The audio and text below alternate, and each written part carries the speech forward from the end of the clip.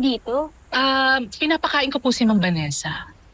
Pwede ba? Astikasuhin mo yung mga bisita sa labas? Ako nang bahala dito. Sige po.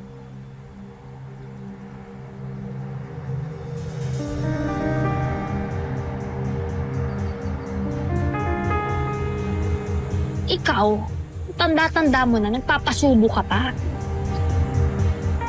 Gutom ka, ha? Oh, ito kainin mo.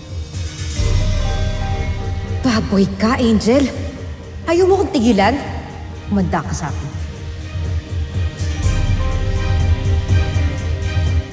Ano, masarap?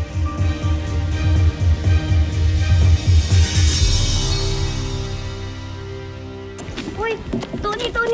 Mag-serve ka muna doon kasi nandiyan na yung mga bisita eh. Dalian mo na ha. Nasaan ba kasi yan si Bobby? Inutusan siya ni Ma'am Sylvia na itago daw muna si Ma'am Vanessa. Nakakahiya daw kasi sa mga bisita na may baliw dito sa bahay. Nakakahiya? Ano nakakahiya sa kondisyon ni Ma'am Vanessa? Diyos ko, may sakit yung tao. Alam mo naman, iba yung tingin ng mga tao sa may krung-krung.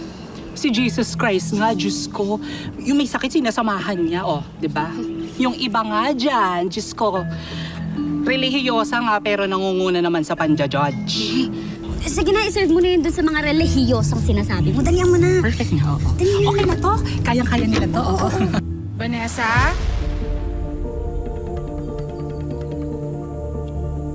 Ano nangyari sa itsura na to? Ewan ko sa kanya. Kasi naman di siya naghintay na may magpakain sa kanya. Ikaw na nga muna magbantay kay ate. Tali mo muna siya. Baka mamaya may makakita sa kanya, ha? Reputasyon ni Tita Silvia yung nakataya sa araw na to.